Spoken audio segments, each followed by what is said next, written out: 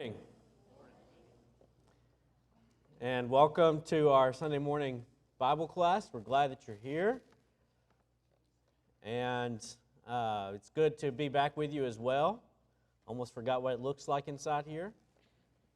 But thankful to be back after battling two different illnesses over the last couple of weeks.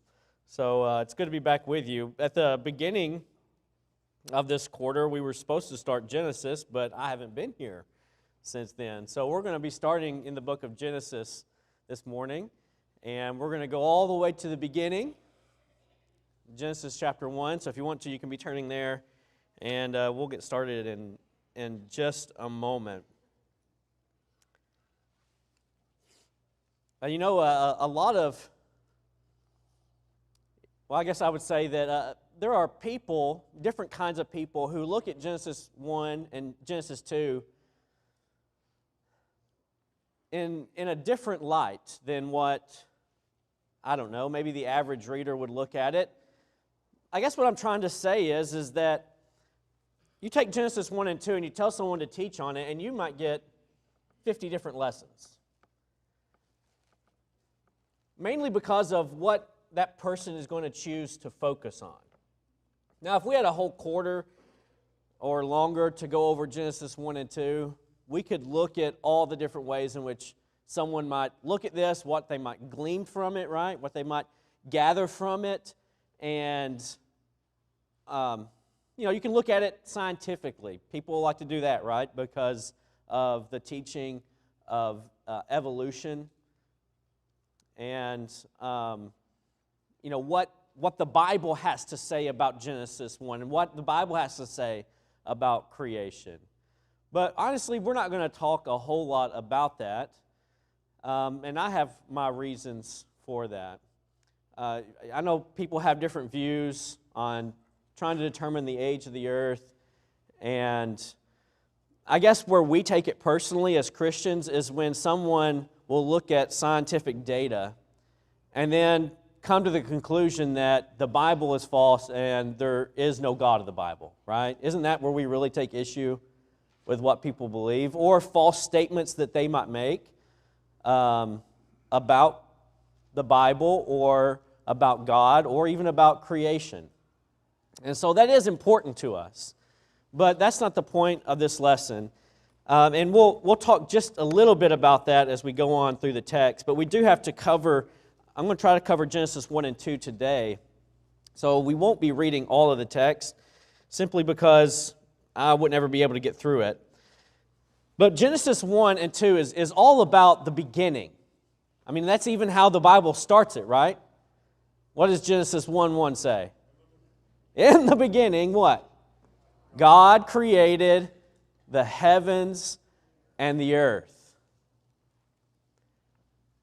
That was the beginning that the writer says. Now we know from Psalm 90, 1 and 2, that this wasn't God's beginning. The psalmist in Psalm 90 says that God is from everlasting to everlasting. And that God didn't have a beginning, but this was a beginning of something, right? And something of great importance. I mean, what we have here in what we call the Pentateuch, the first 5 books of the Old Testament, the Jews would call it the Torah. It's important. And this is how the Bible starts for us. In the beginning, God. Now, in the beginning, God did not give a science lesson. In the beginning, God, it's not about science at all. It's really not. And I would say if you haven't read Genesis 1 and 2, and just look at the spiritual things that it's to me, we focus so much on the physical. Look, okay, here, what did God create on day 2? What did God create on day 3? What does that mean? Oh, if there were eons of time between, God couldn't do this and do that. That's fine. If you want to look at it that way, I'm sure there's a need for that somewhere. But I can't believe that God had this written down so that we could understand science. I mean, when is the rest of the Bible ever like that? The Bible is not a science book. It wasn't written to be a science book. This is an origin story, right? It's an origin story. For who? For everyone. Okay, so you go and watch movies, right? Some of you might go to the theater still and pay ridiculous amounts of money to watch movies, or you do like me and you wait for it to come out on one of the streaming services so you don't have to pay so much, right? And then I can eat my own popcorn in my home. But you're watching a movie and say it's, about this person, right? Every movie needs a good origin story. You don't want to jump into something or into a movie or into a story halfway through what's happening, right? Because then you're confused. Now some movies they'll start with the ending. Have you seen some of those movies lately, right? They'll kind of show you how things are ending. Someone's, being shot at or something, or it looks like they're about to pass away or something. And then they spend the rest of the movie kind of filling you in on how it got to that point, don't they?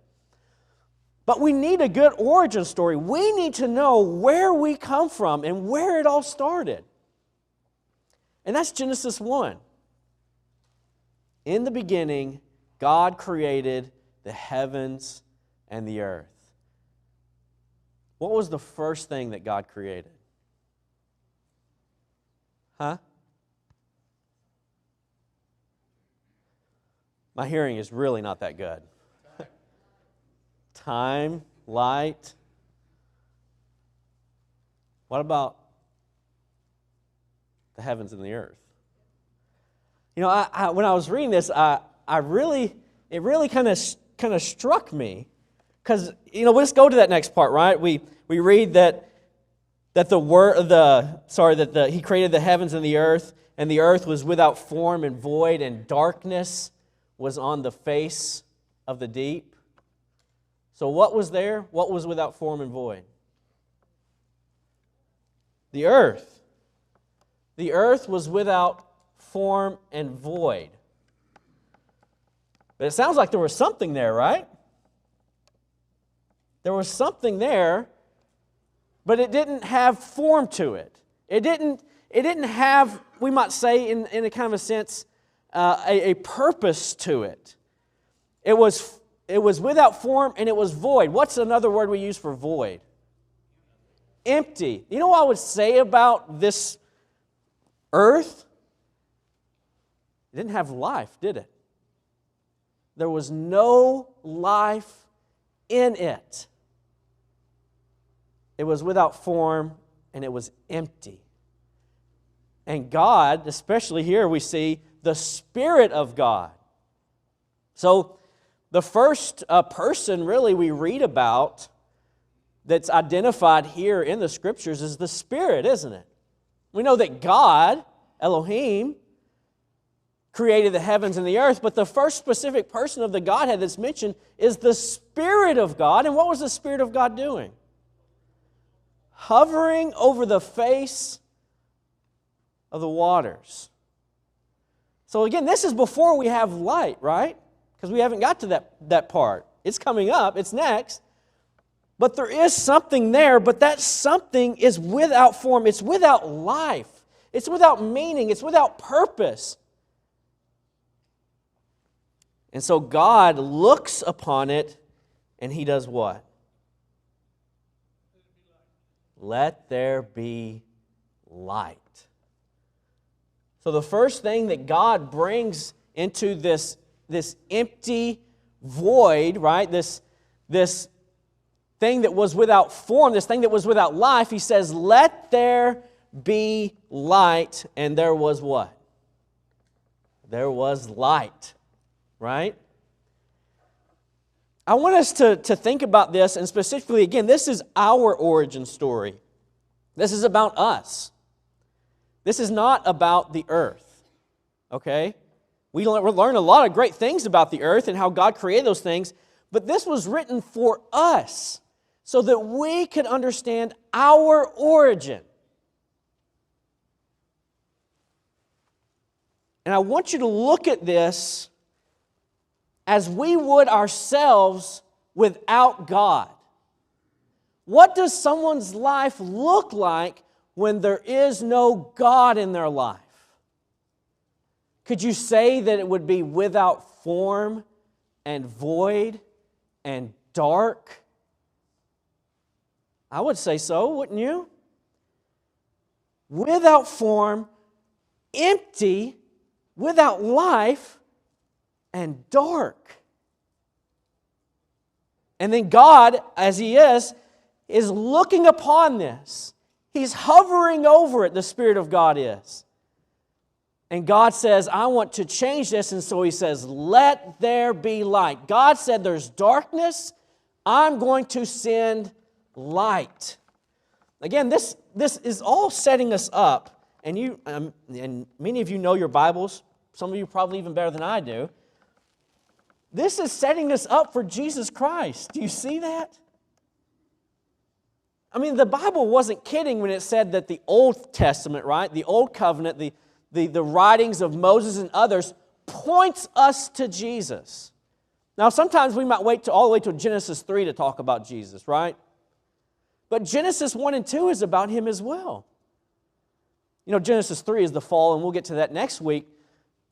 But this right here, this was God's first saving act. When He came upon something, here again, that was without form and void, and He brought light into the darkness. Right? So there was darkness. What did God do? Created light. Right? To fix the darkness problem.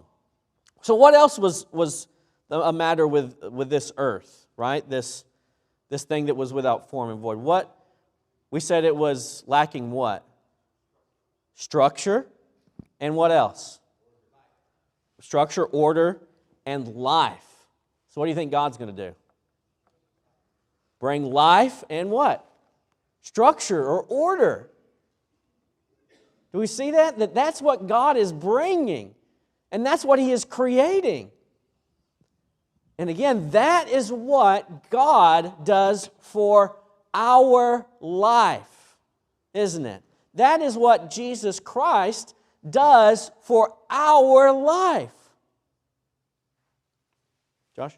I was going to say two things here real quick. The one, another term you can use to describe what's going on there, as well as, you know, what you mentioned earlier about what a person's life is like, you know, without Christ is chaos. It's complete chaos. Yep. And that is basically what's going on here, is basically chaos. And even, as you pointed out earlier, I mean, even here, you have Jesus Christ. We are introduced to Christ, and when it says, in the beginning, God created the heavens and the earth, I mean, it's not until, you know, like, when we go to the New Testament, and especially in John, when we read, okay, that it was Christ who created it and stuff like that. So these are very simple statements in Genesis 1 and 2, but there is so much to unpack in those statements. Yeah, absolutely. I mean, it is. And like I said, there's so many lessons to learn from this. And there are things, obviously, you know, this is an origin story for us, but also for the earth. And so we do want to stand upon that and the truth of that when other people start to make false statements about the Bible and about God. But again, chaos. I like that word that you gave to it. Yes, it was chaos, as we said, but God's going to bring order to this, and He's going to bring life as well. Very good. That's right, isn't it? I mean, you look at the description of hell, especially in the New Testament, what is it? It's darkness, right? Eternal darkness. It's separation from God. It's chaos, isn't it?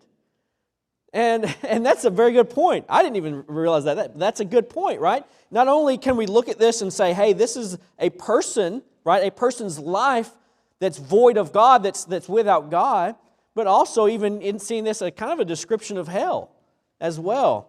And again, so God's bringing order, structure, and life to this. And so let's read through some of this and recognize that as well. Again, I would say in this, notice God's involvement in this. Notice God is taking action to remedy this, to make it better, to make it right. And again, that is descriptive of our life. Some people might look at the end of the creation and say, well, God rested. And we can talk about what that means. It doesn't mean that God needed a nap because he was tired. It just means God ceased to do his work that he was doing in creation, right? Doesn't mean that he was tired or exhausted from what he had done. But maybe that's how sometimes we view God, that God is just in heaven resting, right? He's on his throne, and he's kind of just observing us from afar. But from everything else we read from the Old Testament and the New Testament is that God is active. God is connected. God is concerned. God is watching over my life. And he's taking action to try to bring me closer to him and to give purpose and life and light to my eyes. Jack? Yeah, it's interesting to note that there was darkness, and in that darkness, it came from God and the opening the doors, you might say, to all of these things that now are beginning to, the 7 days that's going to be exploited on how it all came to peace. So after that, everything kept rolling. Mm-hmm. Yeah. So just thinking about, again, what we said here, God takes action, and he does it in steps. He does it not all at once, which I find very interesting. That God, if he wanted to, I would assume, God could have just created it fully formed and full of life, fully completed, like it is on day 6, on day 1, couldn't he? So we'll talk about that in just a second. Yeah. Well, I might be talking about it first. Okay, go ahead. When you talk about him stopping and resting or whatever, if you think about it, our passage of time, like the day is the one revolution, and a year is going around the sun once. A month is approximately how long it takes the moon to go around the earth. Week is the only one that's not really based on any passage of time. Mm-hmm. That God, right here at the beginning, is setting up our week. Mm-hmm. So he took those things he wanted to do, and, well, he could have. I'm thinking this is his reasoning. I don't know. He set it up so that would be a passage of time. Yeah. That we could remember. Right, and we know that these days are important for the future of mankind, because we see it really come up again in the life of the Israelites, don't we? When God structures really a lot of their life around those 7 days and resting on the Sabbath day. But again, even the idea of resting on the Sabbath, God didn't tell the Israelites to rest on the Sabbath because you'd be tired after 6 days of labor. He says, you're going to rest. Now, many of them thought, well, I'm still going to go out and do stuff, right? And then they would break the Sabbath. And so it wasn't about being tired. Again, it was about this order, this structure of life that God brought to us. And again, we still live off that structure today in the 7 days of the week. And we live off that structure now. So again, day 1, God creates what? Well, sure. Yeah, we talk about the first thing, right? Okay, I did say that. Yeah, the first thing that God created. But on day 1, it says, because we get in this terminology, this phrasing that the Bible has, that the morning and the evening were the first day, right? And so even then, you look back at what was happening, right? There was no first day when the earth was without form and void, right? Because eventually, how are we going to determine the days? Light and dark, right? Light and dark. But again, when it was without form and void, it was just darkness. And so, in that sense, we might say there was no days, even though there was passing of time. There were no days in that moment. And so God here, He creates light, and so now we have light. He sees the light, and that it was what? Good, right? And that's important. He's going to say that after every day. But there was light, and the light was good. And God separated the light from the darkness. God called the light day, and the darkness He called night. And there was evening, and there was morning, the first day. And so there is a first day. God says the first day was when there was a separation, right? When there was light and darkness. And so that would be day one, even though, there was an earth that was without form and void before we had day one. Although it very well could have happened altogether on day one, right? No reason to think that it couldn't have, that God created it, and as soon as He created it, He hovers over the face of the water, and He says, "Let there be light." Right? There could have been hardly any passage of time before God says that.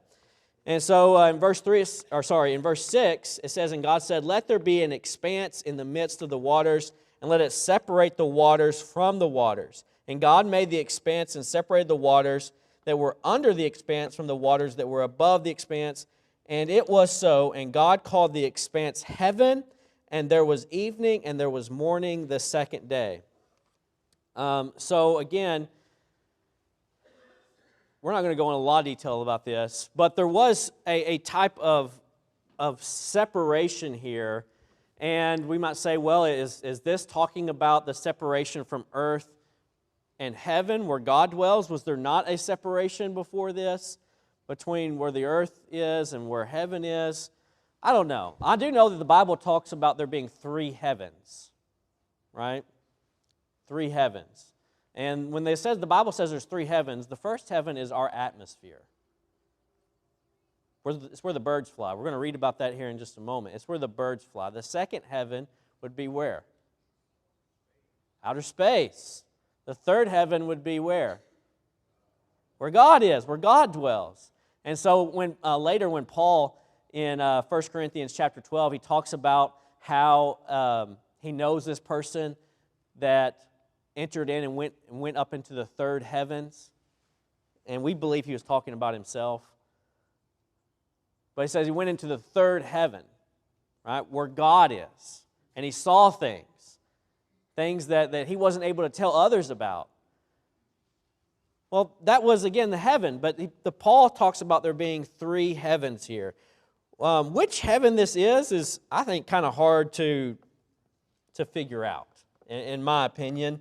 I know that in my Bible, they have heaven capitalized. So they think that this was the translators think it means where God dwells. Again, I don't know. I'm sure you have an opinion on that, but we're not going to let you say it this morning. But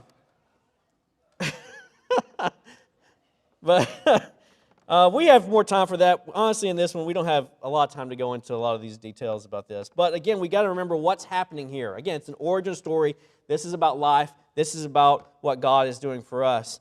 So, again, it was evening and morning the second day. Also, again, this is kind of why when we think about the days as the Israelites or the Jews have them and how they start their day and end their day, right?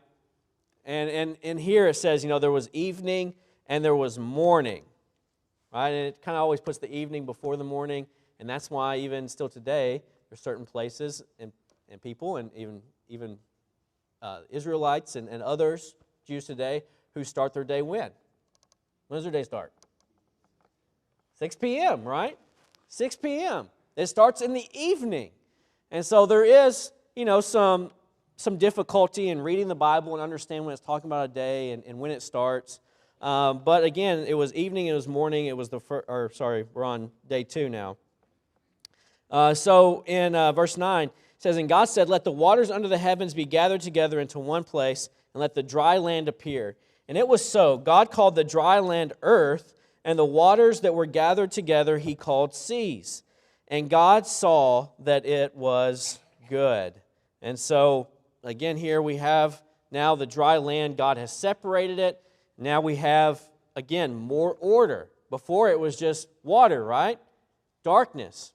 Spirit of God hovering over the face of the deep. But now God has brought forth earth, and there is a separation between earth and the water.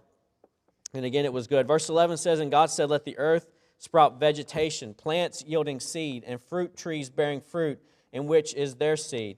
each according to its kind on the earth. And it was so. The earth brought forth vegetation, plants yielding seed according to their own kinds, and trees bearing fruit in which is their seed, each according to its kind. And God saw what?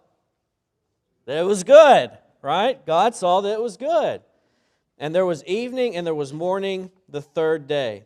And God said, let there be lights in the expanse of the heavens to separate the day from the night, and let them be for signs and for seasons and for days and years. And let the lights be in the expanse of the heavens to give light upon the earth.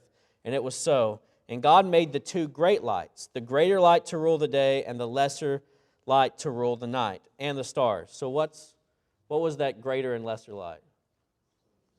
Sun and moon. Isn't that interesting? God created those things. And God created them for us. The sun and the moon and the stars. And again, talking about the seasons and the passing of time. And God creating, again, order. Right? God wants order for our lives. When our lives are in chaos, that's not God. That's not God's direction for our lives. It stands true for our life. It stands true for our worship. Right? God didn't create a chaotic worship because God doesn't create chaos. Now, we may not like necessarily sometimes the order and the form of things, but that's how God created it. And that's how God wants it for us. And so again, He brings that life. He's created trees. He created things that produce fruit, right, and have seeds. And the two greater and the lesser light, the sun, the moon, and the stars. And God set them in the expanse of the heavens to give light on the earth, to rule over the day and over the night, and to separate the light from the darkness. And God saw that it was good.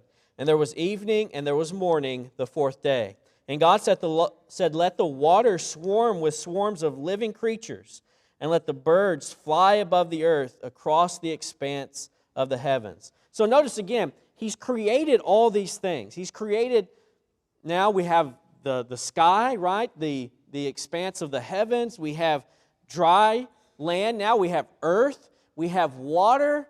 But still, mostly, they are without life. There's some vegetation there, of course, yes, but again, without life. And God says, okay, I have these things. I want them to be full of life. And when we look at this Genesis account, that God, when He's creating these things, in most cases, He's creating things fully formed, right? And He's creating whole forests, whole places of vegetation. When He says, let there be life in the ocean, did He just put a couple little fish in there and say, there you go, Nemo and whoever, Dory, take off? And no. He says, let it be a swarm. Let them be full of life. And the ocean was full of life. And so He does that. And so again, here we have the water that's full of life. And then next, what do you think? Where else we're going to go? We have the water full of life. We have the sky that's full of life. He created the birds. And the birds to fly above the earth across the expanse of the heavens. And then verse 21 says, so God created the great sea creatures and every living creature that moves, with which the waters swarm according to their kinds, and every winged bird according to its kind. So again, God didn't just create one of something or two of something and say, hey, we're just going to start from there. No, God filled the sky. He filled the ocean with life. And again, what does He do? He gives them order, because it starts talking about the different kinds, right?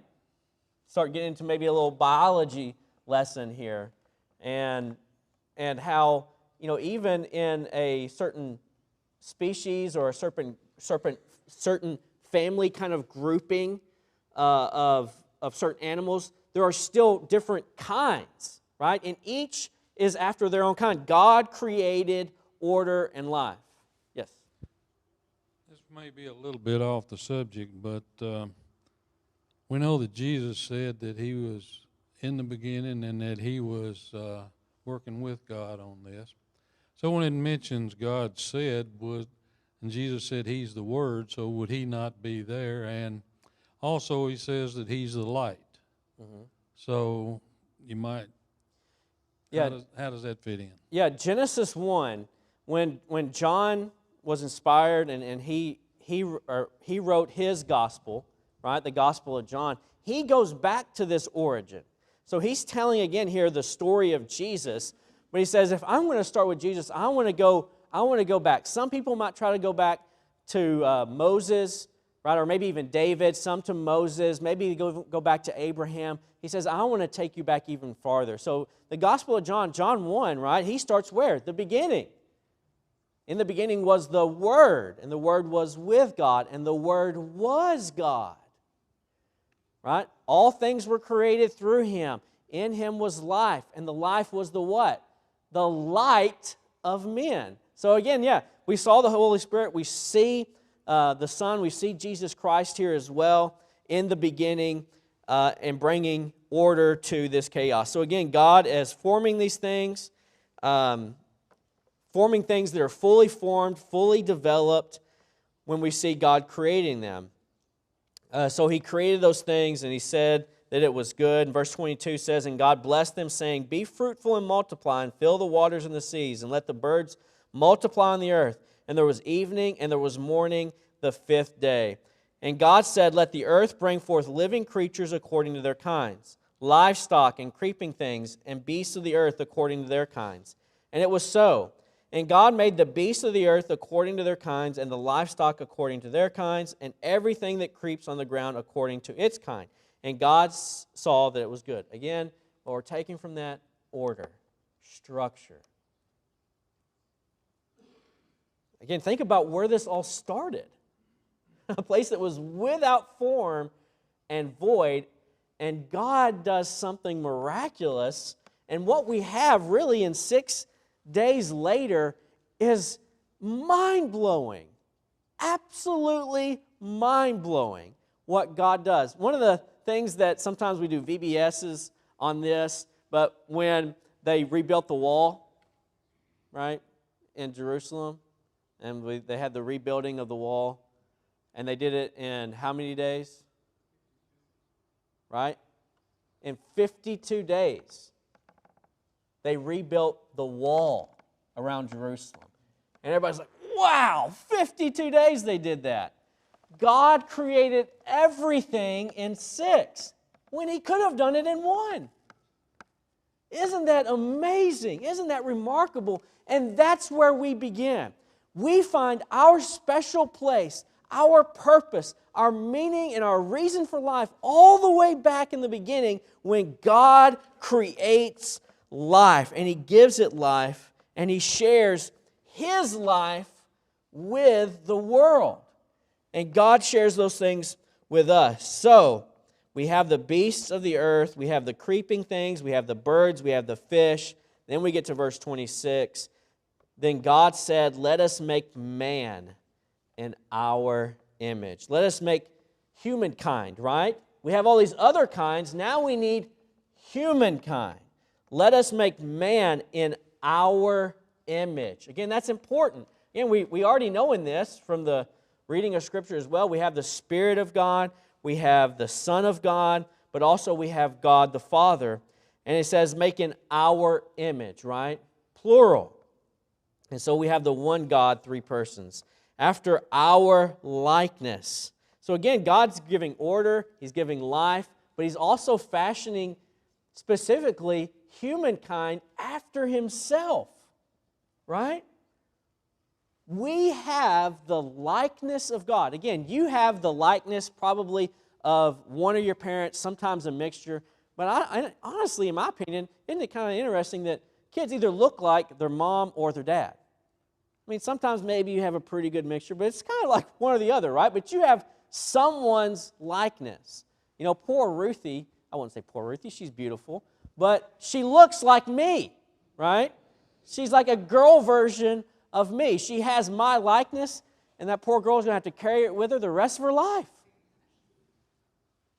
She has my likeness. So even when I'm long gone from this earth, she will still be carrying my likeness with her. And if she has children, I imagine that one of them might look like her, which means they might look like me. Do you have grandparents maybe that you kind of look like? Or you can go back through history, maybe see a a great-great-great-grandparent and say, wow, I kind of look like that person. Still carrying that likeness. Now you take that back even farther. Do you realize you are carrying in you the likeness of God? That God put us here as His image bearers. He created all these things, but He said, I'm going to create one thing, one kind in particular that's going to look like me. That's going to carry my image with them throughout time on the earth.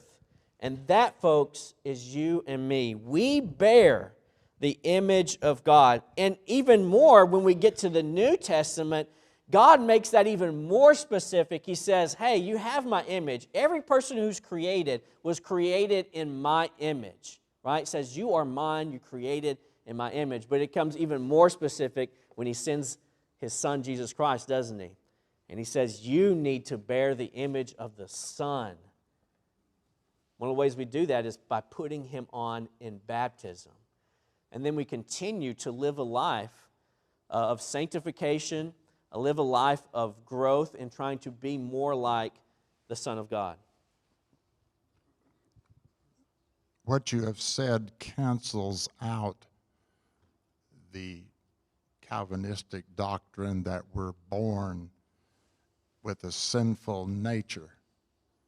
If we are created in the image of God, as the Bible says, then there's no sinful nature.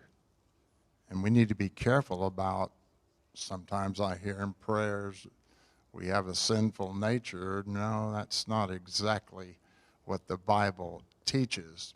Also, going back a bit, every time you see a modifier in front of the day, of the word day, that means a 24-hour period. And that the word day is used in many other ways.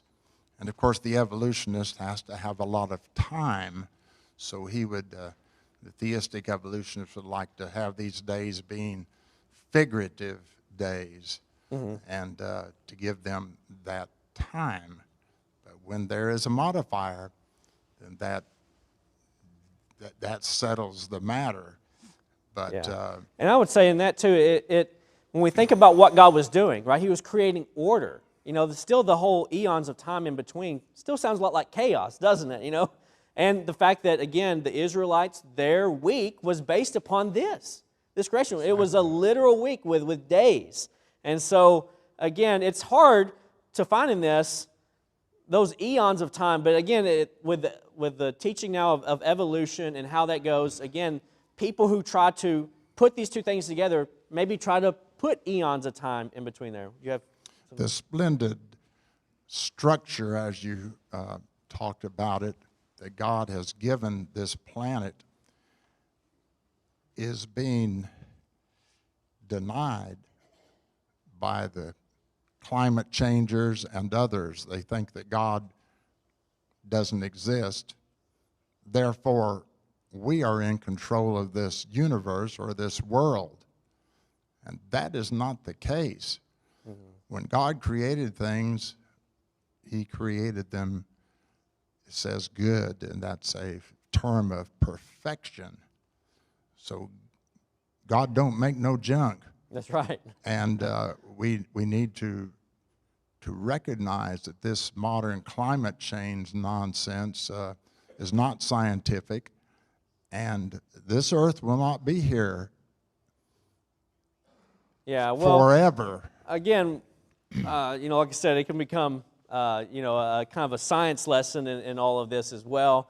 But God made us to be stewards of this earth, and we see that. Exactly. Right? Especially in Genesis 2, which, it's going to be hard for us to get through that. Yeah. But Genesis 2 really focuses in more on that relationship with God has in the creating of man and woman. And we specifically see how God did that, right, in taking the rib from the man, and He created the woman, and then He placed them in the garden, right? There was a tree of what? Tree of life, but also a tree of what?